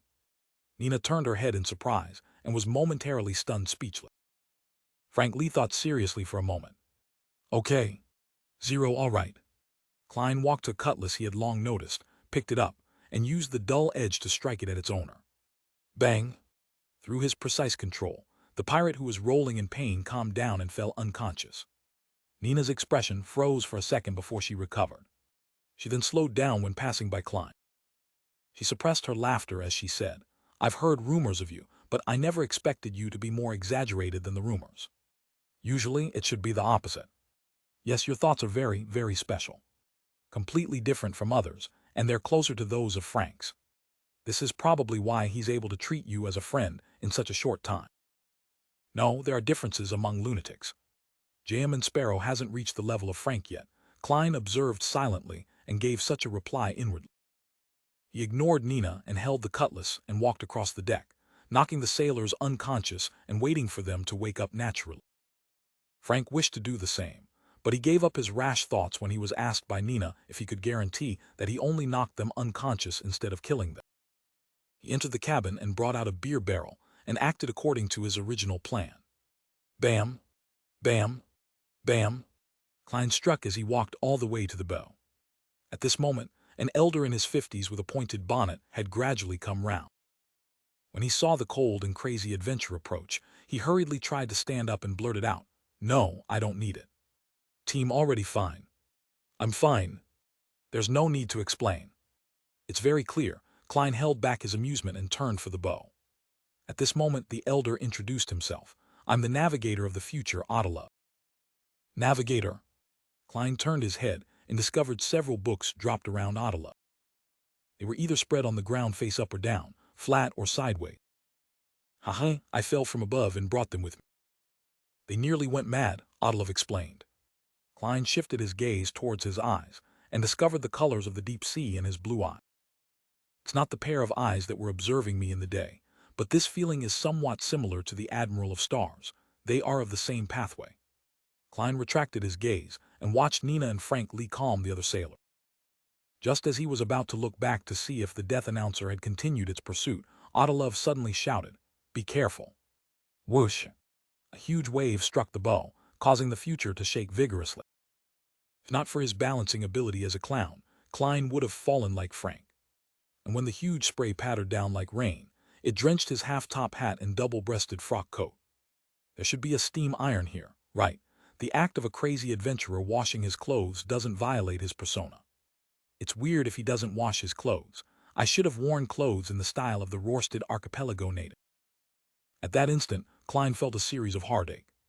He saw a storm ahead with huge waves coming one after another as they surged high up like mountains. He could sense the crazy winds and the rumbling thunder. We've come to the boundaries of the safe sea routes. The flight from just now might have allowed us to lose the death announcer's tail, but it has also diverted the ship from its path. Klein watched as Ottolov, Nina, and Frank, as well as bloodless Heath Doyle, who had appeared at some point in time, wake up the sailors as they took their places. They frantically and busily began to steer the future. Through their hard work, the future changed directions in time and tore through the gigantic waves, and dodged the bolts of lightning before returning to the safe sea route. After everything calmed down, Klein released the charm from the sea god domain and breathed a sigh of relief. Looking back, he saw no signs of the death announcer's pursuit.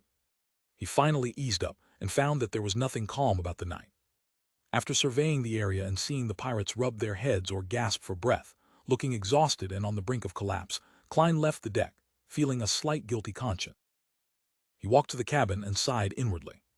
We just left the Garga's archipelago recently, and the ship was nearly destroyed. The search for mermaids really doesn't seem simple. Following the staircase to the upper level, Klein walked past the captain's cabin and slowed down. He observed for a moment and saw green leaves covering the crack in the door. Everything was isolated. He shifted his gaze and returned to his room. He considered the matter of praying to the fool before going above the gray fog to grasp the nearby waters and search for traces of the death announcer by respond.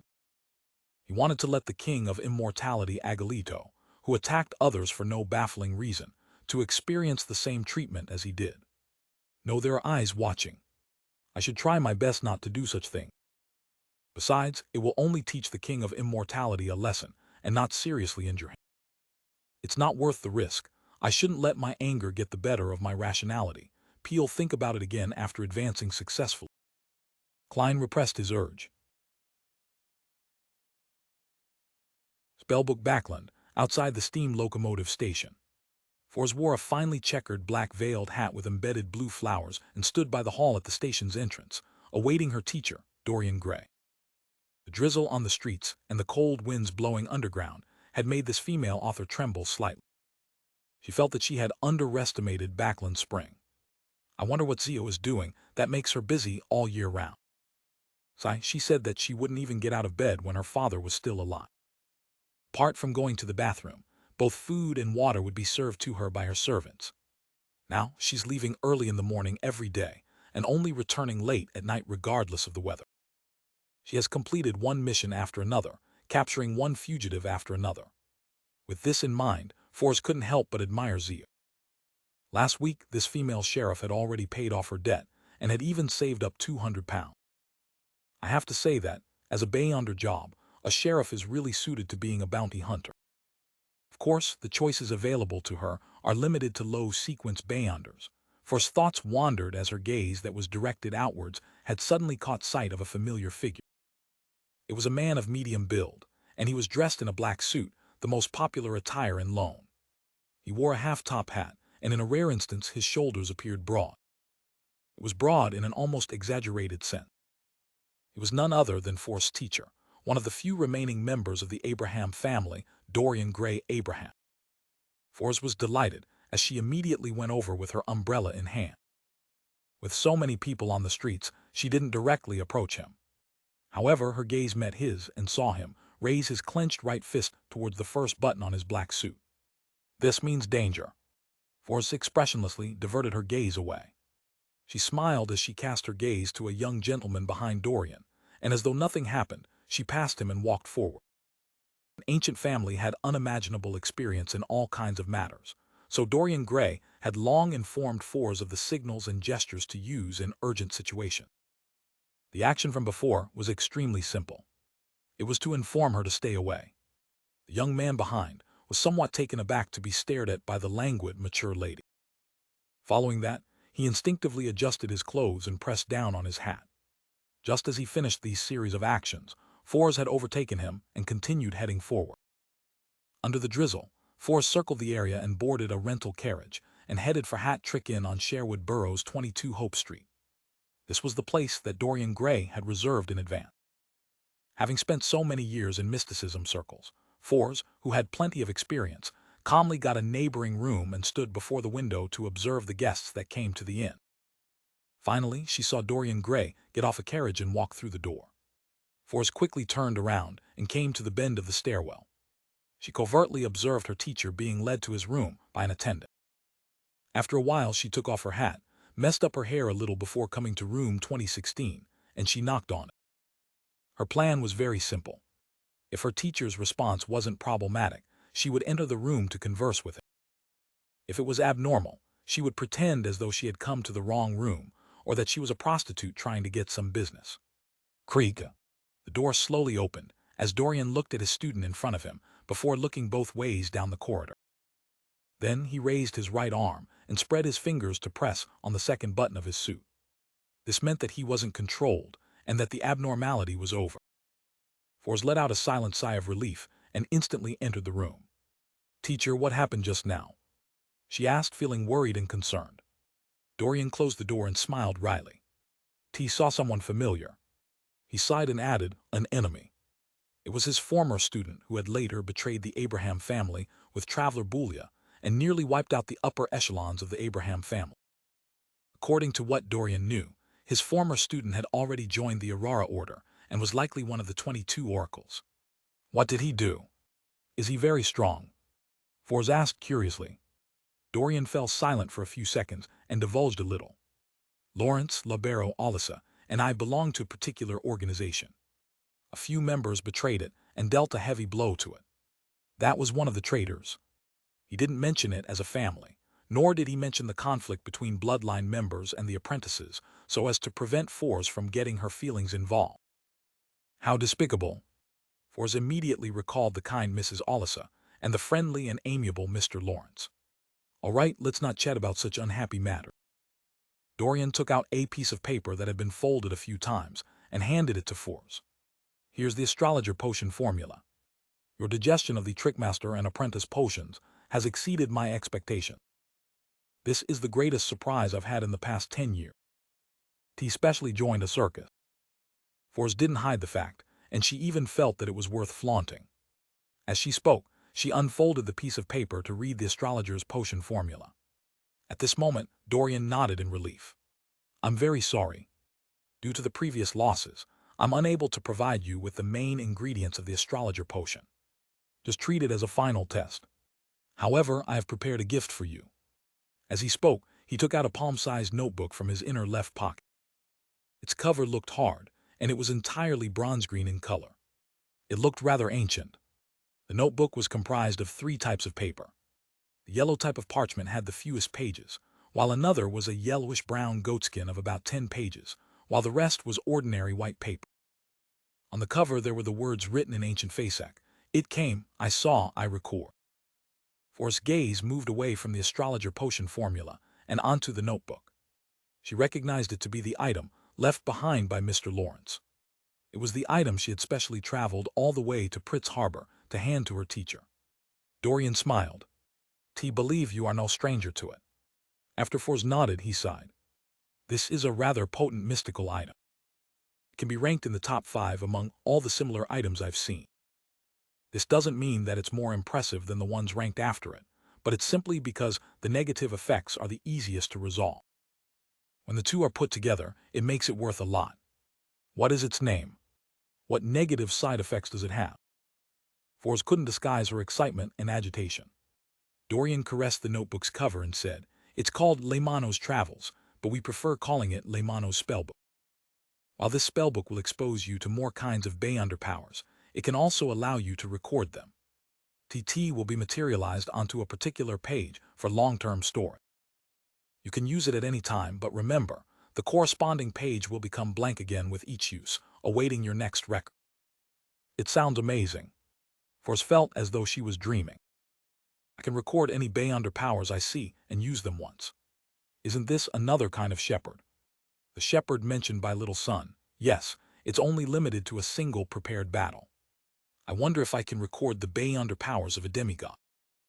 If it's possible, in a prepared battle, I'll be even stronger than a shepherd. Dorian seemed to read her mind, as he explained in detail. TT can be said so.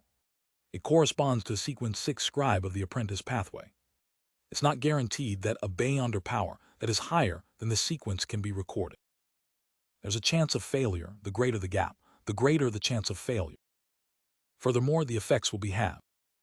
According to the experience of past users, while chances of success against a sequence 5's Beyonder powers is considerably high, once it reaches sequence 4, which is the level of a demigod, it becomes relatively difficult.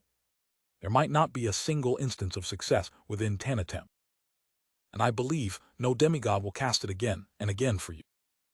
If it's an enemy, they would have killed you 10 times over. Do you see these? The yellow parchment is specifically used to record Beyonder powers with godhood. There are a total of 3 pages, which is to say that even if you are very lucky, all you can record is 3 demigod Beyonder powers, and you can only use them each once. Although it appears to have many restrictions, making it impossible to fully produce the traveling notebook's might, it isn't an obstacle for 2 types of people. One of them is a lucky person, while the other is someone with a large organization or faction backing them, the kind which has a demigod helping. Forbes instantly thought of seeking Mr. Fool's help to display his powers so that she could record them. However, she immediately found it sacrilegious, as she hurriedly apologized inwardly. Following that, she sincerely hoped that the supposedly strongest ma'am hermit in the tarot club would quickly become a demigod. Dorian noticed that Forrest's thoughts were going astray as he continued. The pages like goatskin can record the beyonder powers of a sequence 5 or 6.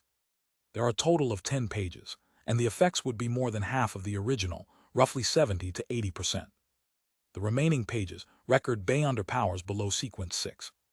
There are a total of 25 pages, and the effects are almost equal to the original, but they are still slightly inferior. Due to some developments in the past, the spellbook still has 5 pages with beyonder powers left. The rest are blank. You can test them for yourself. Dorian paused before saying with a solemn expression, "Before giving it to you, I have to seriously warn you that it has negative effects. After using it each time, it will make you get lost, and it's the kind that causes you to encounter danger. You have to draw a bit of your blood to smear it on the cover evenly to reduce the effects. Remember, don't underestimate getting lost. You must resolve it as quickly as possible." "Yes, teacher," Forz replied seriously. Dorian then handed Lemano's travels to Ford. "This is my gift." "Teacher is really nice." Forz pursed her lips and asked, "What's the name of that student who betrayed you? What does he look like?" "TF, there's a chance. I wish to seek vengeance on him for both you and Mr. Lawrence." "No, don't think about it. You are much weaker than him. Back when he betrayed us, he was already a scribe. Now he might even be a traveler," Dorian said solemnly. "However, you do need to remember him and avoid him. His name is Louis Wayne. I'll draw a picture of him later." "All right." Forz nodded. On the future in the pirates' dining hall, Klein met Katlia, who was exiting just as he walked in. The lady was no longer as pale as the previous night. With a pair of thick glasses, she calmly said, "Make your preparation. You'll be arriving in those waters in a while." "That fast? How far exactly did we fly last night?" Klein was taken aback. Although Jam and Sparrow didn't show it on his face, Katlia seemed to notice the surprise in it. She simply explained, "It's a kind of flight that makes it impossible for the death announcer to continue its pursuit." Just as she said that, she discovered that Jam and Sparrow had completely changed his attire. He wore a round neck shirt, a brown jacket, pantaloons with a dark-colored cap. He didn't look like an adventurer, and instead resembled a native of the city of Generosity, Bayam. According to Nina, his clothes were drenched by a huge wave last night. Does he only have one set of decent clothes? Katlia recalled and found the reason. She wasn't surprised by this. She even felt that it matched Jam and Sparrow's insanity. He only had one set of decent clothes, spending the rest of his money on mystical items, beyonder weapons, spirituality charms, with the sole goal of raising his strength. It's no wonder the King of Immortality gave up. All he did was attack passing ships. There wasn't enough hatred to drive him to pursue us the entire way. Yes, in front of the 4 kings, senior pirate admirals still have a chance to escape to a certain degree. Almost arriving, man. I haven't completed my digestion, however. Acting as the crazy adventurer yesterday seemed rather effective. The crew of the future gave a very spontaneous and warm response towards it. I should completely digest it in 2 to 3 days. Even if we entered the dangerous waters, finding mermaids wouldn't be that simple. I should have enough time. Klein nodded and suppressed his urge to ask. He planned on passing by Admiral of Stars and head to his usual spot to have breakfast. At this moment, he saw a pirate who was carrying a blue fish which was alive and kicking rush in. He went straight for a corner. Seated there was the second mate of the future, Heath Doyle. His face was nearly transparent from the paleness, and his nose bridge was rather unharmonious. Puh! The fish, which was nearly a meter long, was placed in front of Bloodless. Heath Doyle extended his hands and pressed down on the fish. He bent his body bit by bit as he inched his head downwards, plastering his face to the scales as though he was kissing it. Suddenly the fish stiffened, and like wax meeting fire, melted rapidly and turned into a disgusting pool of flesh and blood. Flesh and blood surged into Heath Doyle's mouth like liquid as they covered his skin. Midst the horrendous sight of the squirming, the fish and all the bones, flesh, and blood vanished. Nothing was left behind, as Heath Doyle's face appeared very clean. All that was left was the bright red color on his lips like a blooming rose. Rose Bishop, the name of the sequence surfaced in Klein's mind. Katlia, who was beside him, also saw the scene as she nudged her glasses. Every rose bishop needs to replenish themselves with enough blood and flesh. That way, they can fully showcase their Beyonder powers and not lose control after being injured as a result of an intense battle. Her lips curled slightly as she added, "However, the lunatics from the Aurora Order have an inclination towards human flesh and blood. Actually, substitutes would work fine. From the looks of it, this bloodless with a bounty of 7,600 pounds is really lucky. On the one hand, he's lucky to achieve sequence 6 at once without any abnormalities or losing control. On the other hand, joining Admiral of Stars' pirate crew is another. Without the secret knowledge that this lady who is being pursued by knowledge possesses, he might have turned into a monster that desires human flesh and blood sooner or later, even if he didn't listen to the true creator's voice." Klein sighed silently. He was increasingly convinced that the secret suppliant pathway, which was also the shepherd pathway, was the Beyonder pathway, which was the easiest to lose control and turn mad. Nothing came close. Even the abyss pathway, which represented evil, was slightly lacking. Klein retracted his gaze, and just as he was about to take a step forward, the entire ship jolted. In an instant, the scene ahead of the future naturally surfaced in Klein's mind. The blue sea was being separated by a gigantic crack, as infinite amounts of seawater plummeted down into bottomless darkness like a waterfall. This scene was magnificent and mystical. It made one suspect if they weren't on Earth. Whoosh! The future wasn't able to stop in time, as it rushed to the edge and quickly plummeted. Bang! Bang! Bang! All the pirates in the dining hall flew up and slammed into the ceiling. Toast, white bread, butter, margarine, beer, and roasted fish flew around at random without settling down. Klein also lost his balance as he couldn't help but be thrown towards the ceiling. He extended his palm in time and pressed upwards, quickly adjusting his posture like an acrobatic act, allowing him to look less pathetic. Not far away, Nina showcased her stunning balance. With the help of the ceiling, she maintained her posture. Perhaps intentionally or unintentionally, she extended her feet and kicked Frank to send the poison expert flying diagonally to a beer barrel, drenching him with pale yellow liquid. At this moment, the most casual and unfazed person was Cattleya. Stars swirled around her as the resplendence beneath her feet coagulated, causing her to float in midair. She wasn't affected by the sudden dip. Apart from her, Bloodless was the least pathetic. At some point in time, this rose bishop had blended into the shadows and disappeared. With the future about to plummet into the bottomless crevice, a plume of water surged up suddenly. It held up the ship and threw it high into the air and towards the other edge. After momentarily floating in the air, Klein believed that the future had landed stably on the surface of the sea. Once again, the charm from the sea god domain, which he held tightly in his right hand, wasn't used. At that moment, the sunlight outside the window shone inside, illuminating the mess inside the dining hall. Klein, who had long regained his balance, briskly walked to the window and saw that the endless sea seemed to be burning with golden flame. It appeared to have been noon the entire time. It was only morning moments ago. Klein looked up and narrowed his eyes to see that the sky was filled with sunlight. There were no clouds nor the sun, just a swath of golden rays. It's no wonder Arrod's description of this place is that it's no longer a real ocean, but a relic of a war between the gods. As he swept his gaze, he discovered nearby ruins which were diagonally ahead. The ruins were mostly covered by seawater. Protruding out from the surface was gray stones and stone columns that formed a peak. At the top was a dome-like object.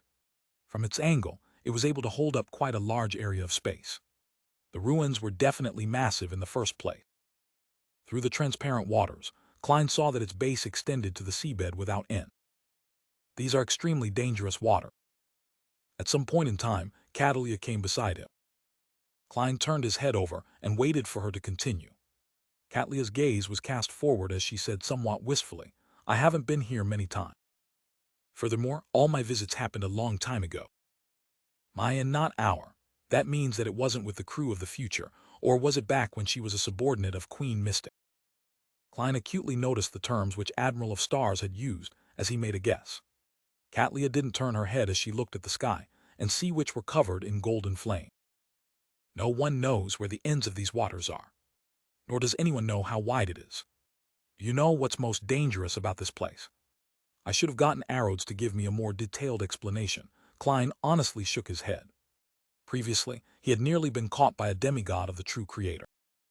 He had only survived thanks to the die of probability.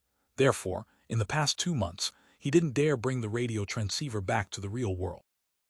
He was afraid that the true creator, who was closely watching the region, would sense it. Hence, he didn't have an opportunity to contact Arrows. His original plan was to seek out Will Ossipton's help through the paper crane once he approached the dangerous waters and understand the corresponding dangers of the environment. To his surprise, they had encountered King of Immortality Agalito, and the future didn't give him any time before they arrived at their destination. Behind the thick glasses, Catlia's black eyes with a purple hue glazed over for a moment. There are many ruins floating here. There are all kinds of mutated monsters. Among them include many demigods who have lost control, or ancient evil creatures. This isn't the most dangerous part. If it's only because of this, these waters would become a hunting ground for the 7 churches, a treasure trove for them to obtain high-sequence ingredients or items. Of course, there are many monsters and evil creatures who have lost control here, but they might not be real. They can kill us, but they might not leave anything behind after they are killed. Upon hearing this, Klein made the connection to the dragon of imagination, Anquo. This dragon king could conjure anything through his imagination. Could it be that these waters were where the ancient gods of the Second Epoch fought? Klein nearly frowned. Catlia said with an ethereal voice as she continued, "Here, you will never guess what dangers you will encounter next. Perhaps you will just melt while approaching a ruin, turning into a wax-like monster. Perhaps you might turn into a rock amidst the storms from slightly deviating from the explored sea routes and end up shattering to pieces. To Beyonders at our level, that is the greatest danger." Klein turned his head slightly as he sharply asked, "What about Beyonders that surpass our level?" Catlia sighed and smiled. "The waters here are filled with a voice that shouldn't be heard. The higher the sequence, the easier it is to hear it. Therefore, most demigods who dare explore these waters have ended up with problems. They either went mad or lost control, ending up lost here forever. It's no wonder the 7 churches don't send their experts here to reap the harvest. Most of them ended up with problems, which means that there are a small number of demigods that can survive here." Enlightened, Klein looked out the window again. At this moment, the future had closed in on the ruins. Suddenly, a loud and clear panting was heard by everyone.